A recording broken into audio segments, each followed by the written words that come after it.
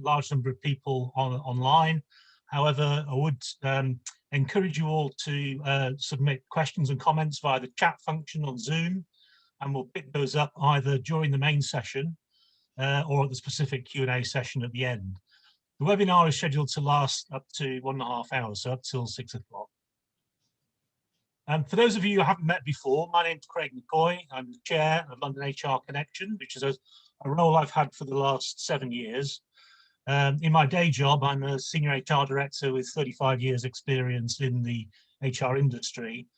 And I'm currently the interim HR director for Cornwall Care, which is a large elderly care business. I'll be talking a little bit more about that later on. But a few words about London HR Connection. We are a long-established professional networking group for everyone with an interest in the world of HR, originally established in the 1980s. Our origins were within the CIPD, and we remain affiliated to the CIPD.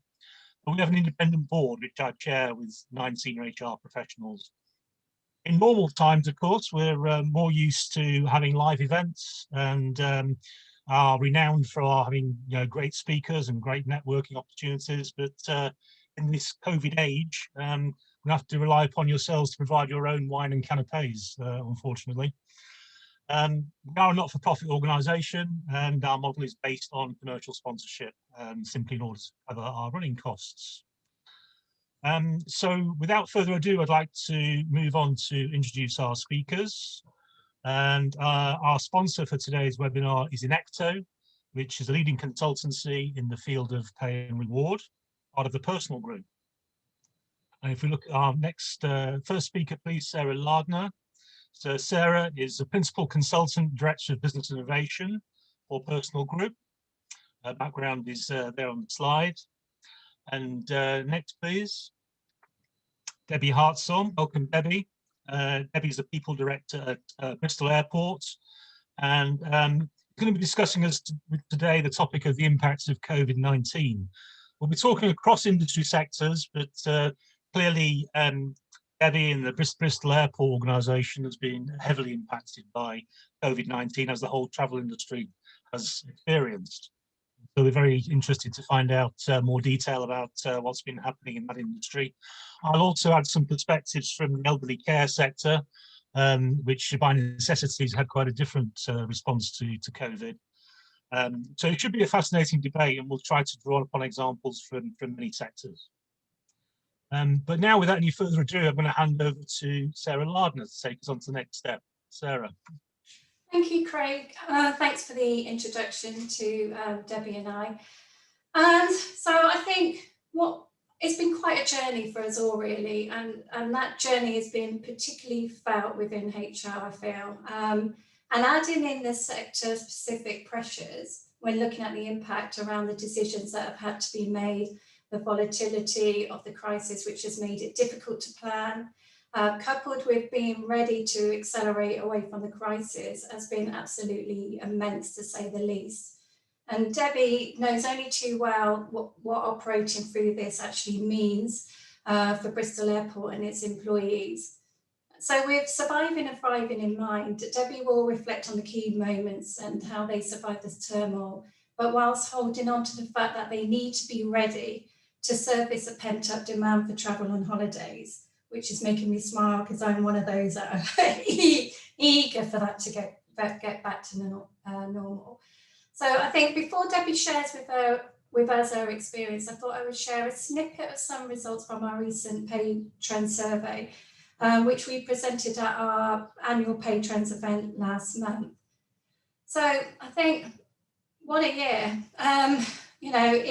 It's not a surprise that while some businesses have thrived, others have really struggled, but every organisation has been impacted in some way. And we found in our survey the challenges have been around managing resources, restructuring, keeping employees connected, and employee well-being. And what is interesting is 56% of the people in the survey suggested that they were drained physically and emotionally. And this survey was run before this latest lockdown. And I think with homeschooling being more intense this time round, and the fact that this lockdown is generally more challenging, I think that percentage would increase if we was to have run it again. And I think we just got to hang on to the impact of the vaccine rollout, but although, you know, that's not without its worry either, if you listen to all the news reports every day about it.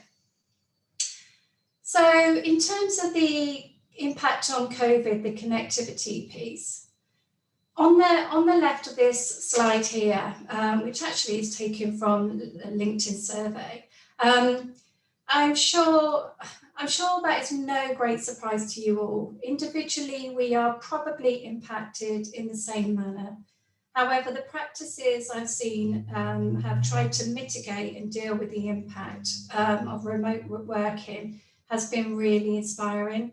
I've seen initiatives around well-being, such as an increase in meditation apps, mental health gyms, an increase in online GP provisions, the launch or reinvigorating of EAP, electric bikes being introduced as part of the cycle to work schemes, you know, the standard stuff like enhancing company paid sick pay, more benefits being offered to contingent workers, which is good.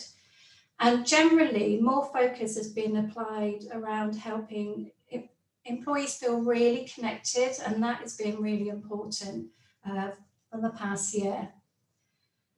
So if you haven't already listened to the podcast, Eat, Sleep, Work, Repeat, there is a discussion around the role of community managers and how Bandwatch have recruited a vice president of global community and belonging. And it's taken the responsibility of inclusion and engagement outside of HR, which I think is really intriguing.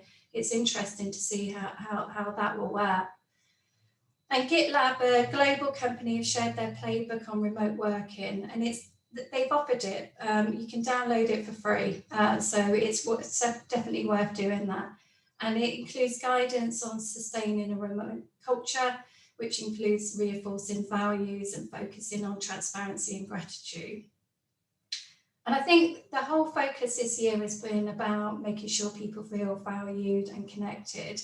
And we've seen, you know, examples of really good recognition, extra leave, bonuses, COVID heroes, and small gestures like chocolate deliveries. There's lots of things that have been done.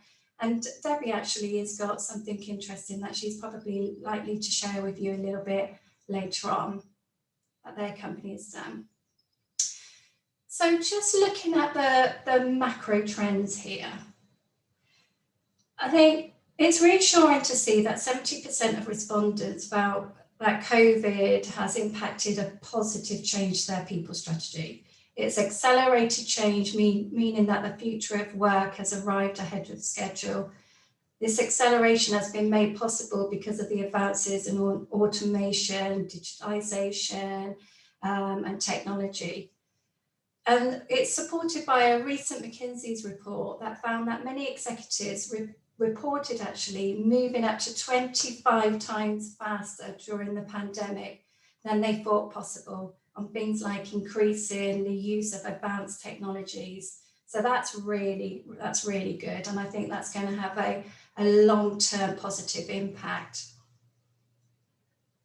As well as that, there have been examples of people supporting one another, raising money for good causes, coming out in support of movements such as fair pay for essential workers, and consequently, employees are looking to their organisation to demonstrate that purpose isn't being sacrificed for profit, and that the employer is doing the right thing and driving a shift towards a more compassionate style of leadership. And again, that would be really interested to see how that progresses and whether that remains when we're out the right side of COVID. Another impact of COVID and what really demonstrates changes in our behaviour and is the impact on the health of our planet, essentially.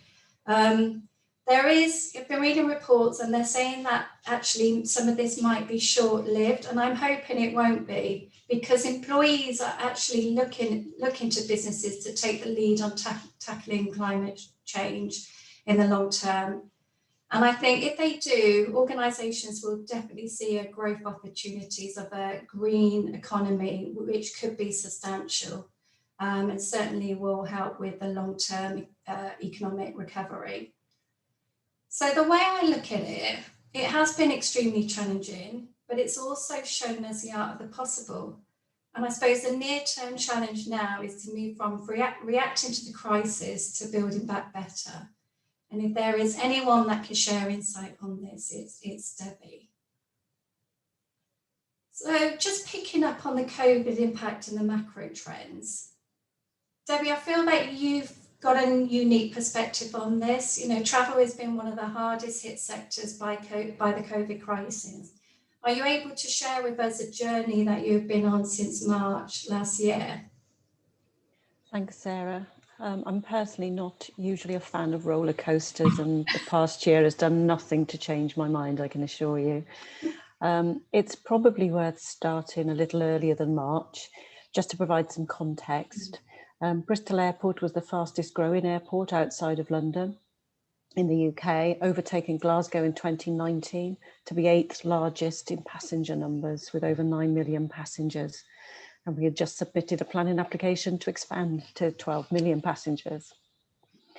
2018 had probably been the start of a transformation journey, it's fair to say. We'd enjoyed organic growth up until that point, but probably underinvested in IT and our people. And we began with a new CEO, a new vision and strategy, and then built on this in 2019 by creating our values from the bottom up.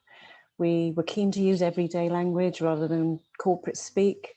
So we held numerous workshops across the site, day and night, so that everyone had the opportunity to contribute to them. And I really feel that's stood us in good stead through this time, and I will refer back to those, I'm sure.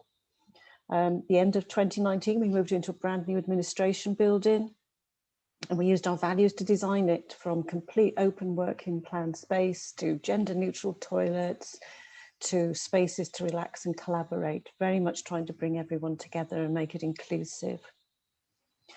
So at the start of 2020, the biggest challenges that we anticipated were gaining our planning application and managing capacity in the meantime. And we had a great start to the year before, as we all know, the world changed. Now, airports are traditionally very good at managing crises, from bad weather and volcanic ash to aircraft leaving the runway or systems crashing, and have a very solid team approach to returning to full operational mode as quickly as possible. So I think initially the adrenaline kicked in and we moved into solutions mode, but it soon became clear that matters were out of our hands. And that's very difficult for people used to fixing problems. I barely recall doing anything other than working for the first months. As an executive team, we met twice a day, 7 days a week. I was communicating out to our teams twice a day, helping them to navigate and make sense of media and government communications. And we were proactively stripping all discretionary costs out of the business, remodeling on a weekly basis, it seems like. And whilst the aerodrome remained operational, all colleagues in central functions who were already equipped with laptops and Microsoft Teams, thankfully, made an overnight switch to working from home.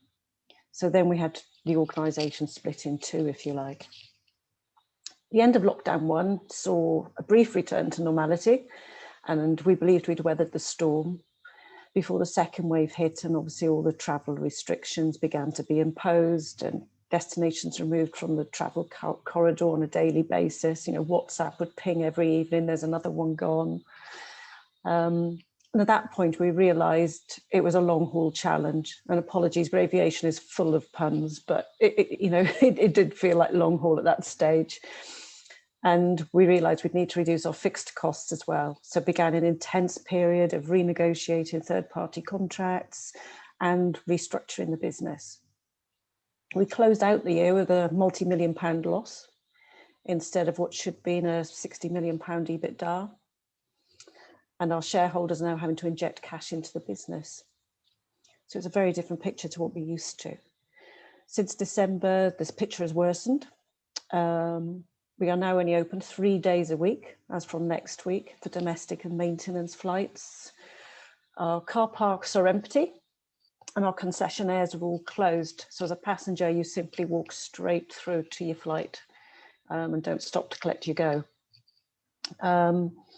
We've got flight crews helping to man vaccination centres and Nightingale hospitals, pilots driving supermarket delivery trucks, and we have over 60% of our workforce either furloughed or flexi-furloughed. And some people, and I think this is the thing that I'm most mindful of, some people are coming up to 12 months of being furloughed. You know, speaking to somebody who works in the terminal yesterday, and they've only been with us 2 years, so 50% of that time will have been on furlough. So that's a bit long-winded answer, but trying to just demonstrate that roller coaster that we've been on and are still on, really. Yeah, I think it's amazing. I mean, it has been a roller coaster. I think you started off, you know, really sort of strong, and you wouldn't have expected this to have happened, and nobody did. And I think you talked about your workforce reduced by 30%.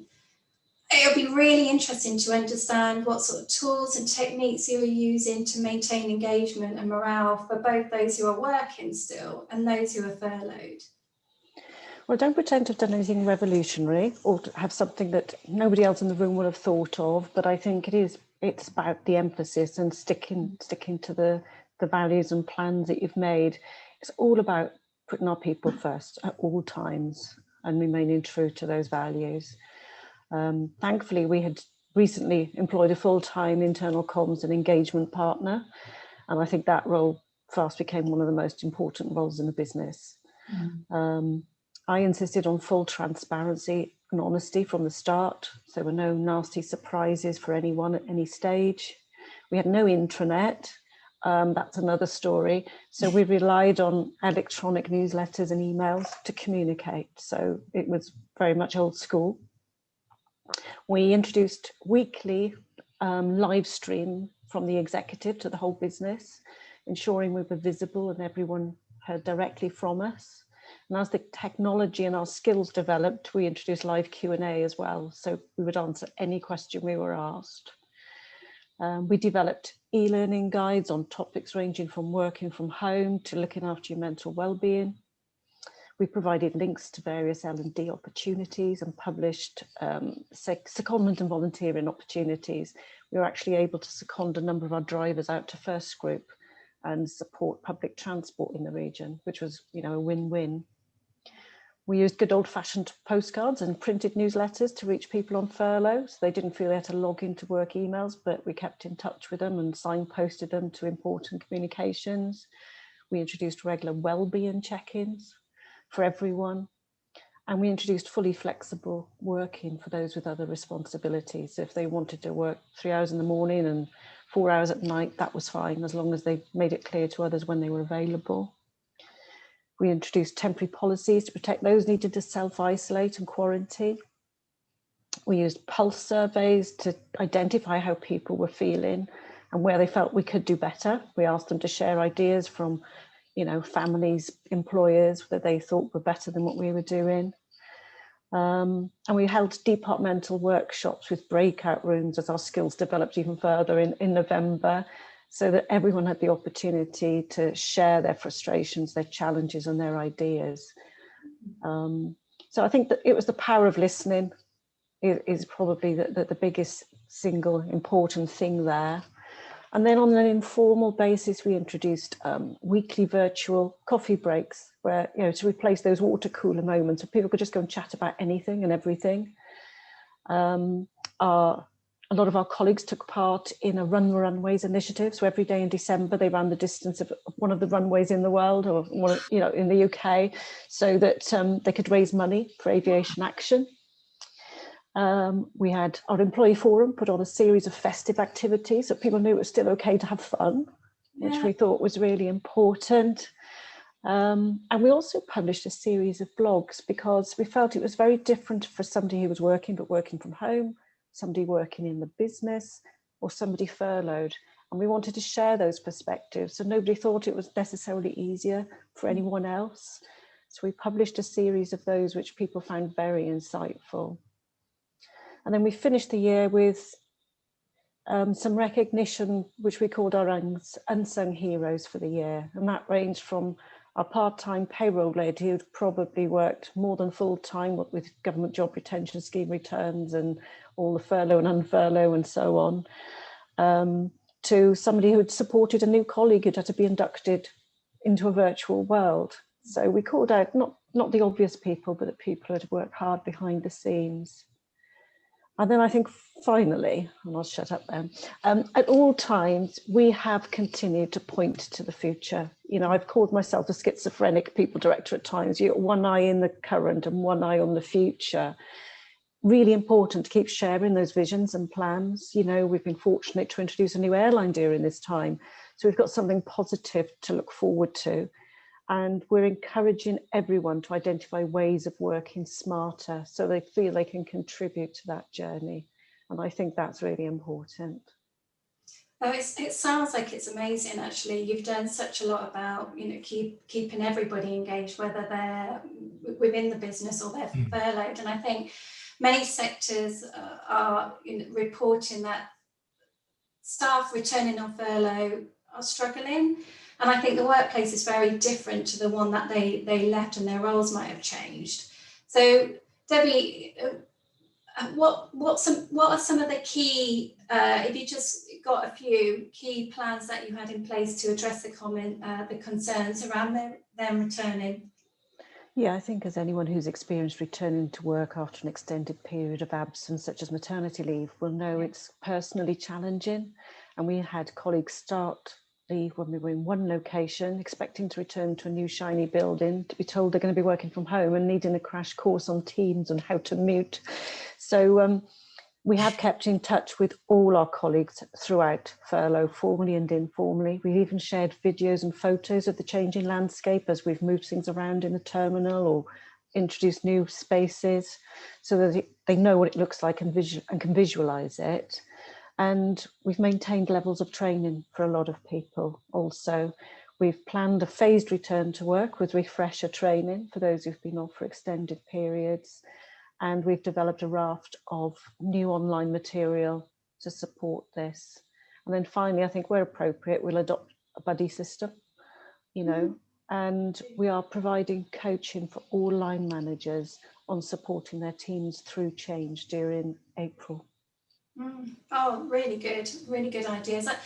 I think, Craig, it would be interested to turn the question to you, really, because you're currently working within the elderly care sector for Cornwall Care, I think you said, as an interim HR director. I would imagine your response to the pandemic has been really different to Bristol Airport, because you're running essential services for the vulnerable adults.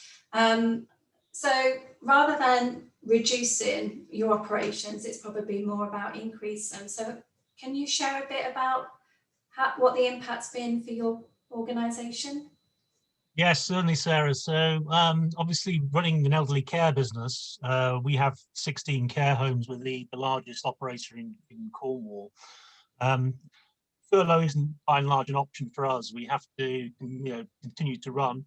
And Cornwall was quite fortunate for all of 2020. It was in Tier 1, remember those days when we had tiers? And it was the only part of the UK which was in Tier 1. And COVID was relatively low in Cornwall. From the start of this year, things all changed with the new strain of COVID, and infection started to take hold. And we unfortunately found that in 3 of our homes where we had COVID outbreaks, which has been very difficult to manage. And unfortunately, the infection rate has been quite high. And there have been quite a number of resident deaths as a result of COVID, sadly. And it looks like potentially our first employee may pass away in the next couple of days. We've got 3 employees in intensive care at the moment. So it's a very fraught time, and we also have discovered that the number of staff being infected and therefore absent due to COVID has been pretty high in some of the homes, and as a result, our staffing response has been huge in terms of drawing upon head office staff. We closed our head office. We redeployed our head office staff to do work in the care homes. we basically took on more agency temps. And we had to be careful about keeping them in the same homes because of the risk of cross-contamination. And we also had to see volunteers. And I have to say that the volunteer organisations in Cornwall have been tremendous. I mean, in terms of you know, people, members of the general public who are wishing to help with things like cleaning, deep cleaning in the homes. So it's been a very frenetic time, and in a number of homes as well, the occupancy levels have had to reduce because we haven't been able to take in new residents. There's been a lot of pressure from the hospital system because the basically the hospitals are looking to free up beds. A lot of hospitals are inundated with infection cases, and they need to try to use the care sector as soon as people can be moved out, which meant that our staff had to be retrained to basically deal with COVID infected residents. We've had to put in place isolation wings in some of the homes to create cohorts of residents who are infected, to separate them from the others. So it's been a very, from a staffing point of view, recruitment point of view, it's been a very hectic time. We had to put the business into business continuity measures, which meant that basically we put all non-essential work on hold. So a lot of projects were paused, and essentially the focus has been on just keeping the operation running in a very, very difficult time. We had close to all visitors, so and that's created a lot of frustration because obviously a lot of our residents are towards the end of life, and you know, visitors, depending on the time, you know, last year was quite difficult, this year difficult, but obviously visitors don't understand that you know, if their loved one is you know, likely to pass away, that they're not allowed to visit in the homes. Infection control has been very intensive, so we were fortunate to be able to obtain a lot of the necessary PPE, which is required to keep everyone safe.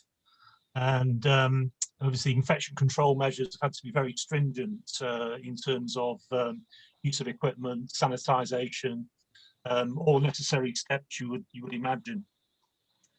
Some of the other things we had to do were we've had a lot of traumatised staff, and we've had to put in place wellbeing programmes to deal with bereavement counselling, grief counselling. Because obviously a lot of the staff feel very attached to the residents who've been with us perhaps for a long period of time, and obviously very, very upset and traumatised when residents pass away. So we've put in place a lot of wellbeing and counselling programmes to help them to cope with that situation. We have used some furlough, but largely we've used the furlough scheme for people who are not able, workers who are not able to attend the care homes because they're shielding. So they've got vulnerable dependents and family members at home. They haven't been able to attend the work, and therefore have been placed on furlough. And those workers themselves who are medically vulnerable as well. So we have had some use of furlough, but not very much. And if I talk about the HR impact, I mean the HR team, we've been taking part in daily meetings with the business continuity response team. We've been coordinating the staffing requirements. We've had to relax a lot of the rules around preferred suppliers and agencies because although obviously in normal times we try to manage the control spend of agency workers and use preferred suppliers, quite a number of agency workers were refused to go into care homes, particularly those that are infected. Plus, you can't redeploy agency workers across care homes because of the risk of infection. And so we've had to basically open up our doors to many more temporary agencies as well as the voluntary sector to make sure that we that we keep running, we keep going. Basically, it's been very difficult. But HR have had to be front and centre in all of that and to really step up to manage the situation. So it's been a very busy time. Obviously, all the HR people are working from home, as all of the head office people are. We're all constantly on Teams every day, and a lot of the team have been working 7 days a week. So that's been a tremendously difficult time for us in the care sector. But yeah, as we know, the pandemic will affect different sectors in different ways. Yeah, certainly. I think, I thought we were working enough hours. I think we've even got some downtime amongst it all by the sounds of some of your staff, Craig. Thank you. I think it really is intriguing, that contrast, certainly. So I think from going back to Debbie, Craig talked about the impact on HR as a function at Cornwall Care, and I think if we lift it up a level and less about the day-to-day, Debbie, how do you see the role of HR changing because of the crisis? And is it all a long-term or a short-term change? Well, without wanting to get on my soapbox, I guess, I believe that any HR function worth its weight should be strategically business partnering and not working in isolation, equipping line managers to deal with the day-to-day and anticipating the future challenges and preparing for them. So I guess what this crisis has done is to create an opportunity for HR to demonstrate their value and also to firmly push well-being up the agenda, because I think employees and future candidates will rightly judge employers for the way they've reacted to this situation. So I think, I said to my team at the very start of this, which was a fairly newly formed team, and I said, this is your time to shine. You can take it or not take it, but this is your time to shine and demonstrate your value to the business. And, each and every one of them has done more than that. They've gone above and beyond, and that has enabled me to deliver what I've delivered. But, not everybody necessarily sees it that way. Well, that's really interesting, because it does, you see that commitment and that passion coming through, don't you, from the staff, and they really, they want to get through it together as a team, and we see that quite a lot with some of clients, and and internally in the Necto as well. And I think taking that thread, what has been some of the main challenges and learnings for the leadership team? I think, first of all, obviously balancing the very immediate liquidity and cost control issues with the future imperatives, because if you've got a new airline coming in, you have to spend money to prepare for them. So you're making difficult choices every day and balancing that with colleague well-being. And I think also for some colleagues, perhaps felt a little impotent at times because their area of the business either wasn't affected or couldn't influence in quite the same way. So I think it was important to give everyone a role and to make sure everyone was working towards that same purpose. But as I said earlier, I'm just grateful we had fortunately done a lot of the groundwork previously with, working as an exec team, coming up with this purpose and the values and setting ourselves up for that success. So we were able to just fast forward from that, really. Oh, I think that's really, really good, because, it just goes to show that it was that sort of strong foundation that has enabled that to happen. And that's an interesting point there. I think, Craig, turning attention to you for a moment again. So do you think the pandemic, in terms of the elderly care industry, do you think the pandemic will have a long-term lasting effect? What will the change like? Yes, I do. I mean, basically the elderly care industry is in growth. In any case, in normal times, people are living longer. They're living longer with illnesses, and there's never-ending increasing demand for the elderly care industry. I think COVID will exacerbate that because the need for infection control will be higher.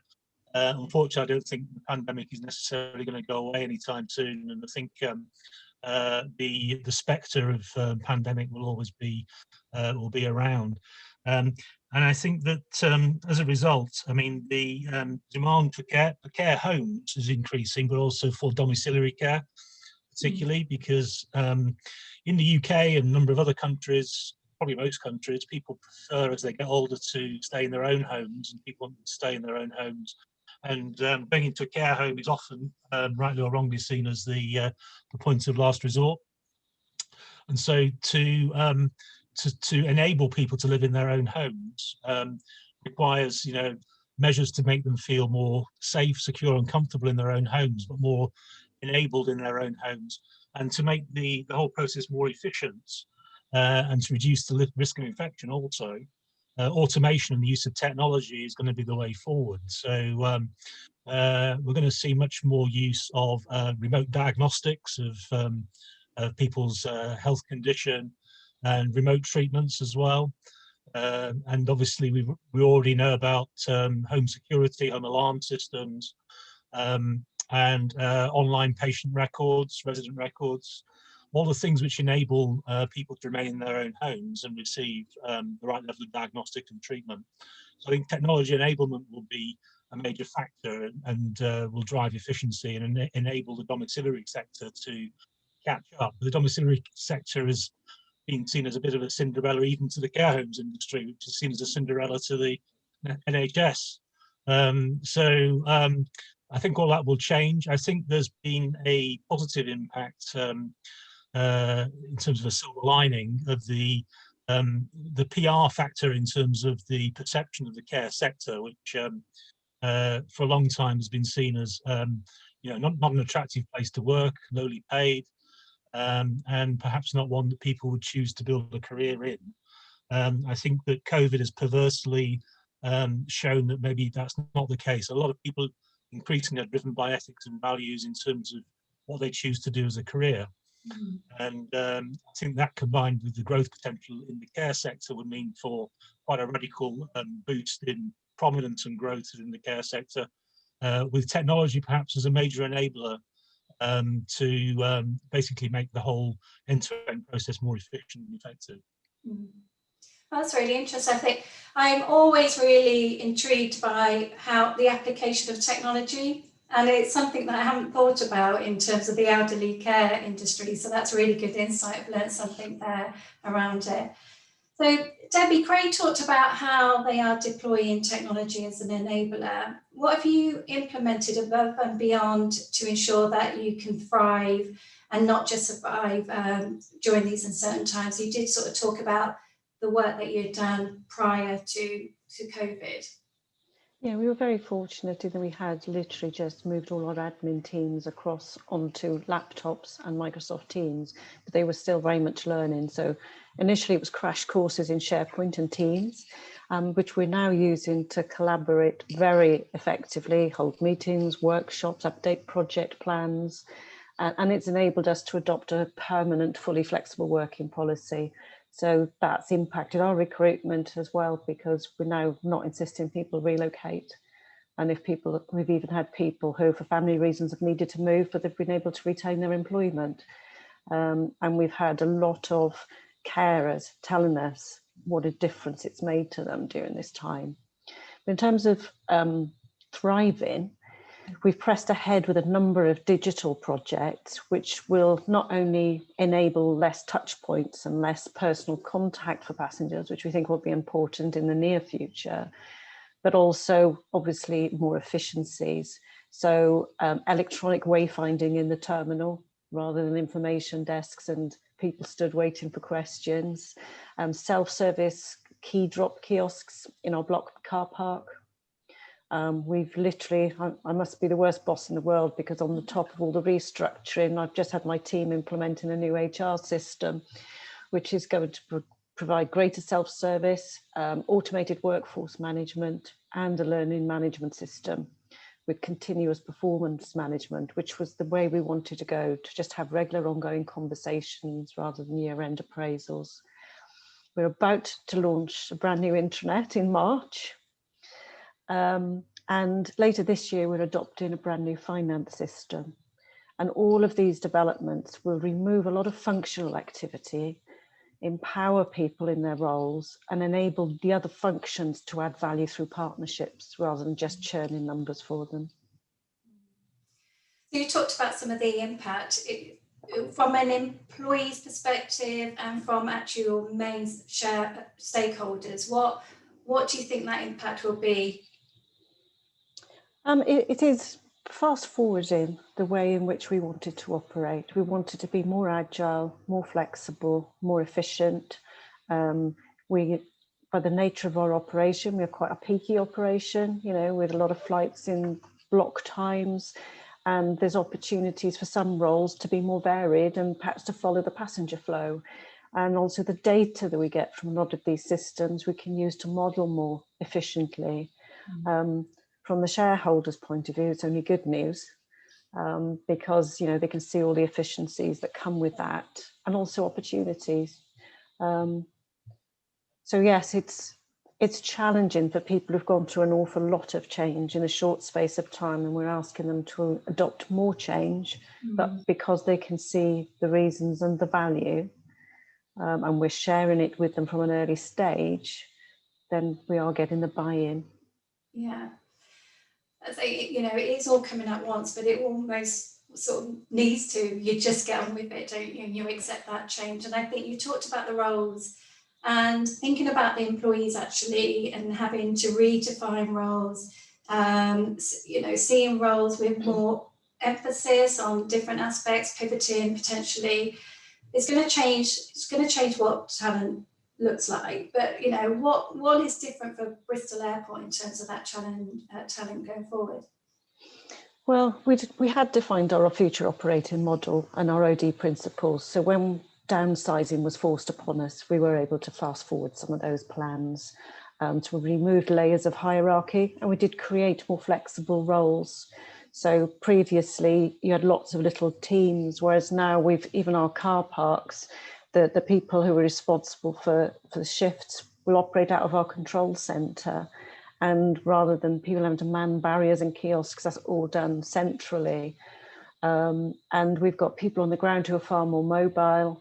They can even drive a bus if a bus service is needed on demand. They go and drive the bus. If they needed to solve a customer's problem in the car park, they can go there. So rather than people ever having real downtime, there's always something for them to be doing. So it's just creating that level of agility. And I think in terms of the culture, which the airport has always prided itself on having high levels of long service individuals. But as we all know, that in itself can present challenges if these individuals are unable to adapt or evolve with change. So I think the focus now on recruitment is very much on potential, innovation, aptitude, and probably resilience will always be one of those. I mean, it's, you know, it is some major changes, and the employees have to sort of adapt and return to roles that are different.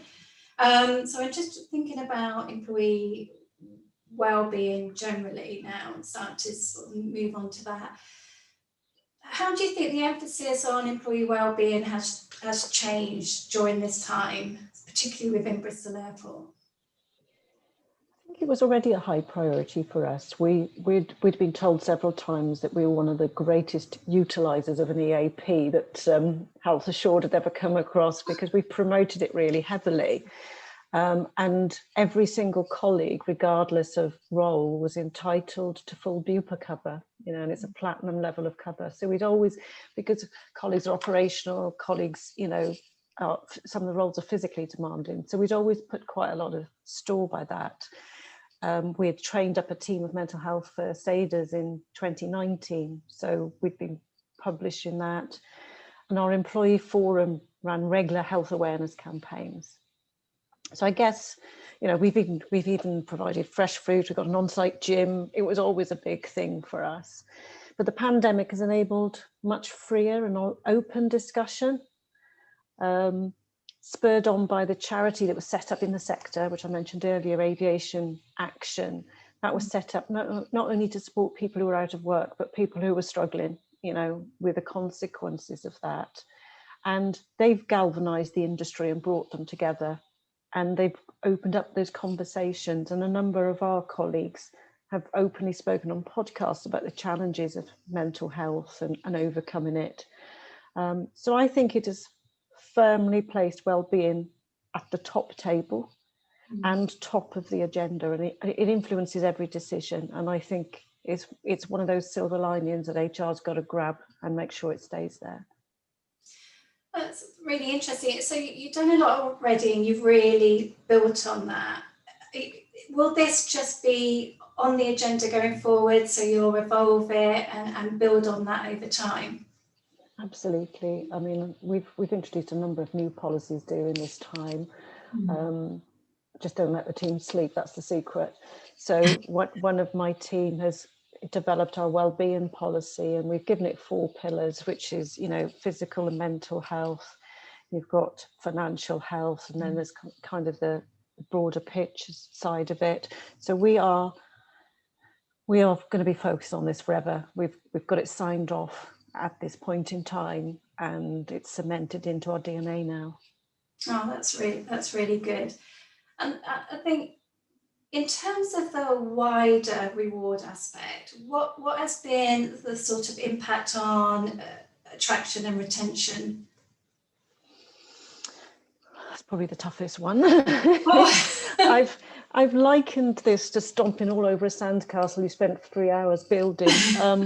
In 2018, we increased our headcount by around 25% and recruited many new skills into the business. And we've obviously lost some key people who found the uncertainty too much to deal with, particularly if they've not lived through the previous good times. And we're also perhaps struggling to recruit into some roles more so than we would have done previously. I guess in IT, we obviously don't have as much money to spend on exciting projects as some companies will at this point in time. But we are focusing on the future, and we are adapting and building our reward now around recovery, sustainability and efficiency. They were our key drivers anyway. You know, as you called out at the very start, the world has changed and some of the agendas have really dialed up as a result of this. It's one of the reasons aviation hasn't had a lot of help from government, because it's not a positive topic to be talking about when you're trying to talk about sustainability. So what we're doing now is using or adopting the same balanced scorecard for everyone, from CEO to the newest recruit, so that we're all measured by the same things. And I think, you know, quite often you hear people trying to say, you want the cleaner to be able to describe how he's getting people to the moon. Well, that's what we want to do. We want everyone to feel they're playing their part. And by having that balanced scorecard and by building our reward around recovery, I think we'll pull everyone together. Oh, that's really good. I like that how you said that. If you looked back on the past year, and with a bit of hindsight, what would be the one piece of advice you would give yourself now? Apart from go on holiday quick. I think I was 2 weeks away from a dream holiday I'd been planning for 2 years. I think seriously, apart from implementing the intranet sooner, it would be about pacing ourselves. We thought it was going to be a short, sharp shock, but the longevity of it and the inability to see the end, I think, is what has impacted everyone so badly. I feel we're not perfect, not by any long chalk, but I feel we've done everything we possibly could, listening to our people, reaching out to our networks for ideas, flexing and adapting, not thinking we've got it sussed, always looking to do something new. But above all else, it's living to your values. And, you know, I think my advice to anyone else in the room would be, check your values. Are you comfortable with them? And if you're comfortable with them, everything else will run from that. That's really good. And what you said about the pace, that resonates with us at Nectar, I think, because we thought, you know, it's a short, so let's just, but a year we're still operating at the same pace. So, you know, that's a really interesting bit. I think, thank you ever so much for sharing all that. I've found it absolutely fascinating. I think the resilience and the innovation has been inspirational. If you talked about the values bit, but is there one other final message that you could leave us with? You can repeat the same one. It is about getting those fundamentals right. It's not about the next new exciting project or, you know, yeah, we all got the basic day-to-day things. But if you haven't got those fundamentals right, nobody will be interested in anything else. I think because we had spent the time getting those foundations right, and because we've called them out in everything we've done. Even when we've been making decisions about short time working and pay, in the early days, it was everyone has to be affected in the same way, you know. So we put everyone on short time working except the exec, but the exec we put on short time pay, so that the pain was double whammied for them, you know. So I can't emphasize enough about being consistent, being true to yourselves and to your integrity, but get those fundamentals right before you do the nice glossy projects. That's it. Thank you. So, Craig, have you got a question for me, or should we? Yes. Well, yeah. No, I think what I'd like to do is got a couple of questions for you before you kind of finish off your presentation, and then we'll then move to the general Q&A. There's a number of questions are being put forward. Just now thinking more broadly across, because obviously Nectar work across many sectors. Are you finding that the stories that you're hearing from Debbie around Bristol Airport, and perhaps my experience as well, perhaps in the care sector, what range of responses are you hearing? Yeah, so we, certainly some of what you described and Debbie described, we're definitely is resonating with a lot of our clients, but we've also seen a lot of our clients have an increase in demand in a different type of way. And I think that brings its own challenges, really. And some companies have completely pivoted, and some have done potentially better. The opportunities that have come out from it has meant that they, as I said, pivoted and actually sort of diversified or gone into something different. And I did a webinar last spring with Lorna Baines, and she's senior within the HR world. And one of the companies that she supports have provided technology as a backdrop for actual live gigs. But they, it could have gone wrong for them, but they use their technology, their skills, their innovation, and they change focus. And now they blend that virtual and physical world together with sort of an augmented reality in virtual gigs and never would have thought that any of that could happen, and I'm not great at going on virtual gigs, but I know from my sons, they're attending virtual gigs all the time. So, things have really sort of changed from that respect. Very good. And as a follow-up from that, what do you think has surprised you about the last year or so? Well, I feel like I can say this, when you talk to Debbie and you talk to other people in the HR community, they've kept their foot on the pedal. Not only have they been having to deal with business responses, make decisions around employees, they are employees themselves. They have got the same issues as everybody else, working increased hours, homeschooling, which is a nightmare, contracting COVID, having loved ones around them with it, dealing with bereavement. And I think that sense of responsibility to their employees has been so important, and it's not left them at all. But to add to that, they're not just doing it once. They've been doing it multiple times, the whole, this old sort of furloughing piece as well. And I think it's been coming at them like waves, and they barely had enough time between to really recover. But we just got to keep that foot on the pedal and just got to keep going until hopefully things get better or you can't, and that's the thing. Very good. Thank you for that. And I think you have a final piece to summarise. Yeah, so just to really conclude, really, I think, there's been many webinars and loads of articles on the new norm, but I think I wanted to leave you with some thoughts, and they're not necessarily revolutionary, but they centre around the fact that workforce requirements are changing and constantly evolving. And I just thought I would take the sort of participants through 5 points to say, these are some of the things that are on the agenda of companies at the moment. The first one is about organisations must measure success, and Debbie spoke about that in terms of what success means for Bristol Airport now. And I think what is important is about, you know, its resilience, the way it treats employees, the sustainability, the strength. It has to be, companies have to be agile. I mean, many years ago, after the financial, you know, the financial crisis, they talked about the VUCA world, and, you know, it's having to respond and deal with that. But this is another level even. And I think roles and employees will continuously need to adapt with pace.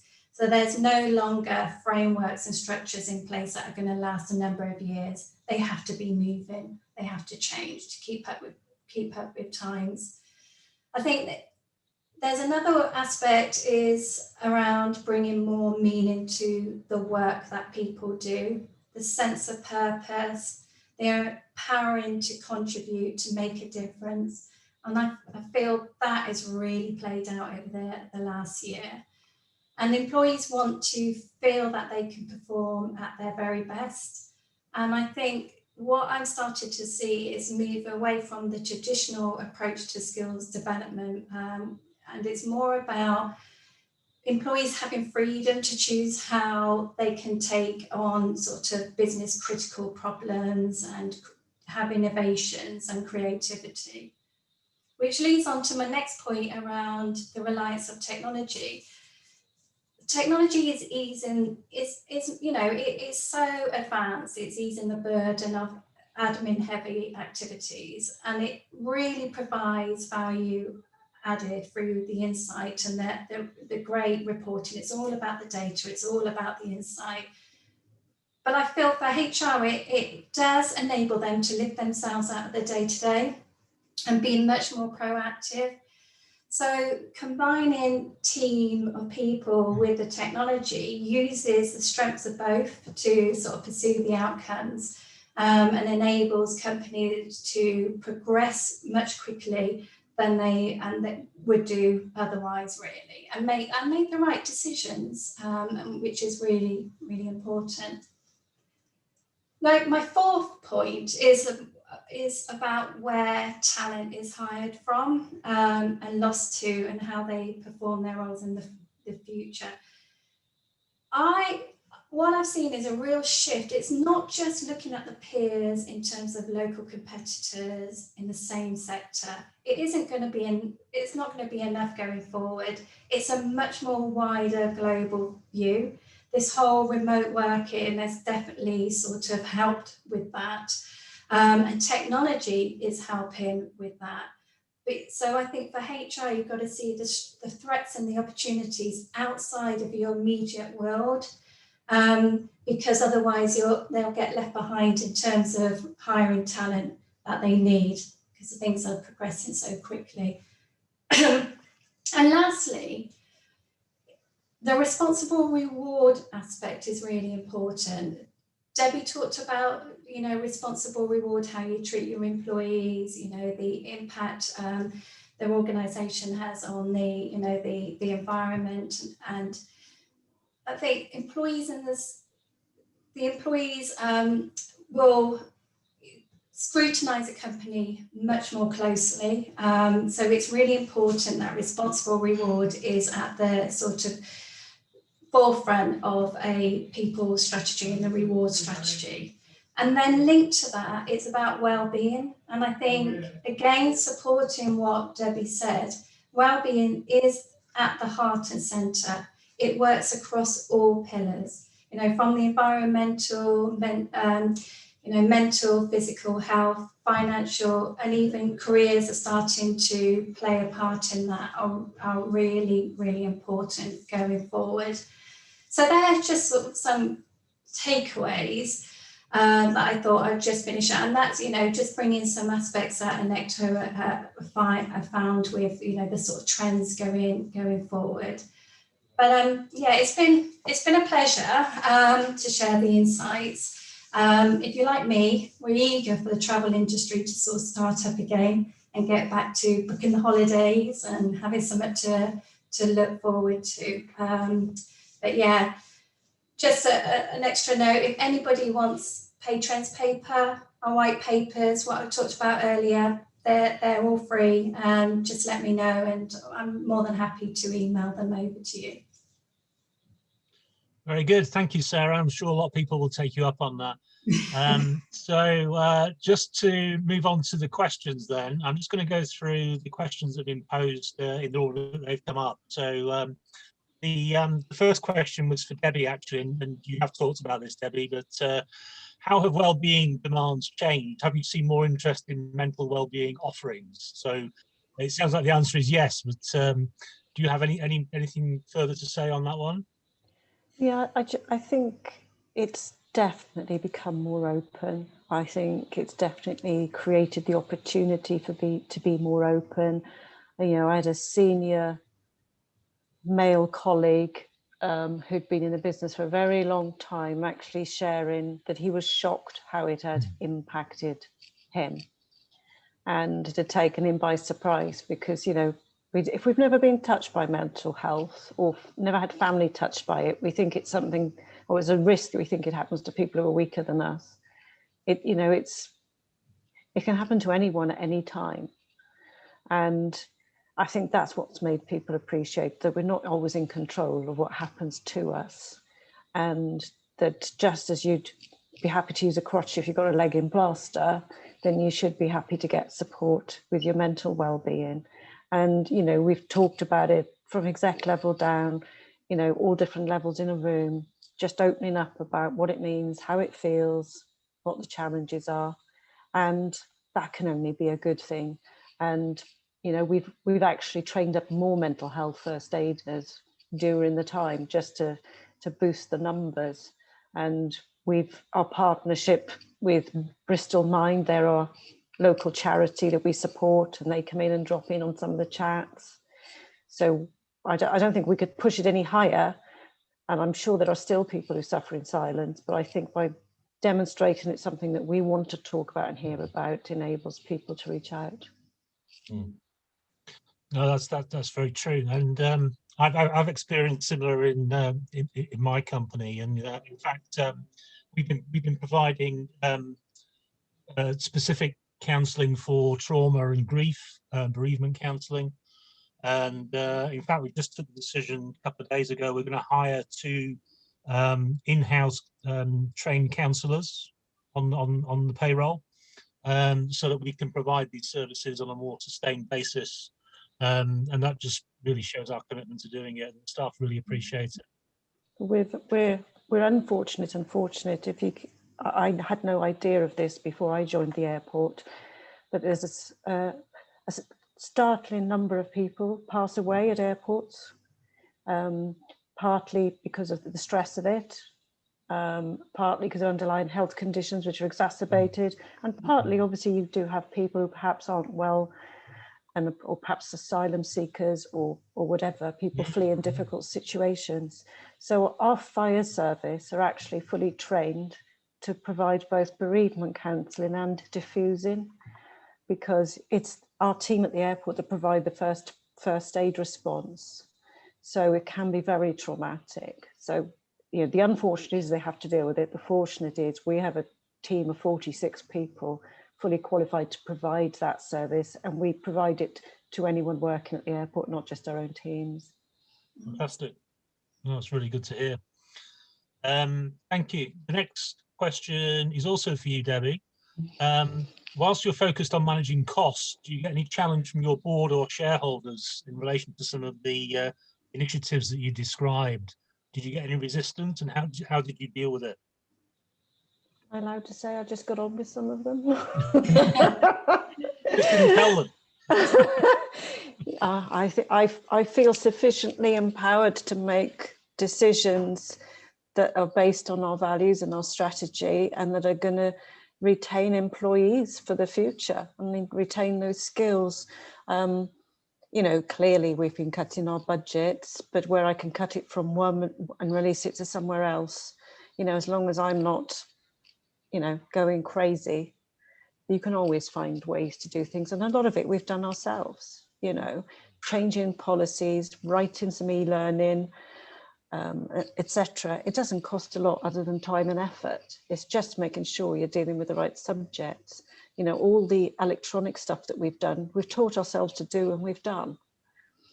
You know, the virtual chats, the round tables, the different things like that. They've just been initiatives based on what we've heard people wanted. So I wouldn't say many of those initiatives have cost much at all. And I'd like to think I could have put on a pretty persuasive argument if I needed to, using the values as my banner. That's great. No, good to hear. Thank you.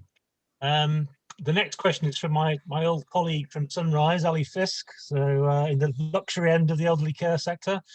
Nice to hear from you, Ali. The question is, did you get any resistance from your head office workers to go into the infected homes?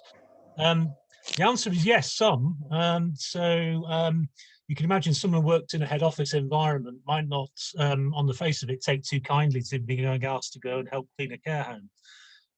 But actually, people's spirit was tremendous, and my head of learning development, for example, did four shifts back to back as a carer, and you know, completely on her own time. And there's many such stories of people. You can imagine asking someone to go into a COVID-infected care home and do deep cleaning when you're employed as an accountant or as a senior manager. But actually, the spirit was tremendous. Some people obviously were very concerned because they've got vulnerable dependents at home, for example, or they themselves may be vulnerable. But I suppose the approach was strong encouragement, but obviously we couldn't insist that people radically change their roles and go off and, you know, put themselves potentially at risk by going into an infected care home. So, but I would say really test the spirit and the values of an organisation when you're asking people to do that. So that was that one. Let me. And a sort of related one, I was asked, did I consider any increase in pay or financial acknowledgement?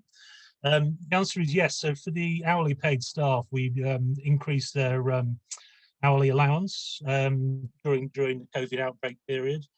And for salaried staff, we paid overtime for the additional efforts that were being put in.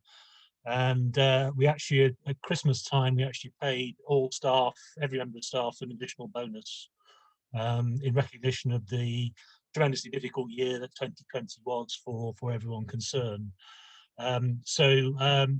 Yes, the answer is that we are doing that. We are recognising that.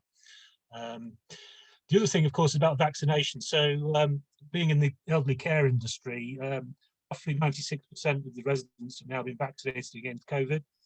The ones that have not basically do not wish to be. Obviously, we can't force people to be. And I think about 95% of the employees have now been vaccinated at the front line, and probably about 30% of the head office staff at the moment. So fortunately, obviously, we were early in the queue to get vaccinations. Question from Rob to you, Debbie. When do you think we'll be using airports again? And what do you think is the biggest positive of 2020? Well, if I could afford a crystal ball, I would definitely be using that information. I think the one thing we can say, I mean, we've carried out our own surveys and there have been a number of other surveys as well. The pent-up demand for travel is incredible, it's intense. But clearly we're at the behest of the authorities and the infection rates being sufficiently slowed down and vaccinations and so on. So if by normally you mean with no tests and no temperature checks and no masks, I think that could be some time to come. But I think for most people, once quarantine requirements are removed and, you know, not having to stay in a hotel on your return, I think masks and tests will be a small price to pay to be able to travel. So I think there will be people traveling again this year, but probably mostly in the second half of the year. Normally could take a little bit longer, probably at least another year. I'm sure that's right. And very topical question at the moment is, do you think that the government will introduce vaccine based passports for people to be able to travel? Well, some countries are saying that it would be discriminatory to do that. I guess there's always the challenge of forgeries as well. And the government haven't kept us very well informed. We tend to find out about a minute before the rest of the country hears of any changes. So whereas people sometimes think, why aren't ports and airports more organised and prepared for changes? It's mainly because we haven't been told about them. And we have to try and guess what's coming down the line. So I can't imagine. I think it'd be quite difficult. We're no longer part of the EU, so we have different rules to the EU as well. So, you know, airports and ports are also having to deal with the changes as a result of Brexit. And I've also been impacted by changes to duty tax. So I'm not sure there could have been many more changes in one go. So I'm not sure we want to deal with another piece of paper, but if that's what it means to travel, we'll accommodate it. Absolutely, very, very uncertain times. And I suppose the other thing is that, you know, can organisations insist that their employees be vaccinated? Now, obviously, that's a very difficult one. We have in the care industry, we have a number of, in our company, we've got a number of people who refuse to be vaccinated, and they're working in frontline jobs. And I think there's a test case going through. I think it's Pimlico Plumbing, who are basically saying that all their employees have to be vaccinated. Which will, I think, they'll probably go to the highest court in the country because it's a rather contentious issue from a human rights perspective. So I'm not sure there's any real answer to that at the moment. But I'm interested to see what the government response is. I can't see many employers feeling that it's appropriate to enforce it. As you said earlier, you can encourage, you can facilitate, and you can offer. But ultimately, you know, it's no different. We offer flu jabs every year to all our operational colleagues, but it's their choice as to whether they take it or not. We also have to offer HEP jabs to everyone who might come into contact with bodily fluids, with first aid and that sort of thing. So, you know, we take all of that very seriously, but we don't make it compulsory. Yep. Interestingly, we just had a comment from Nigel, basically saying, look forward to the results of that one. I think it's a legitimate risk mitigation measure. So yeah, it's going to be a fascinating debate on what happens on that one, I think. And then another question we have here is from Jim. Do we need older semi-retired executives who've gone through rapid change and uncertainty to share their experience of how they tackle the situation?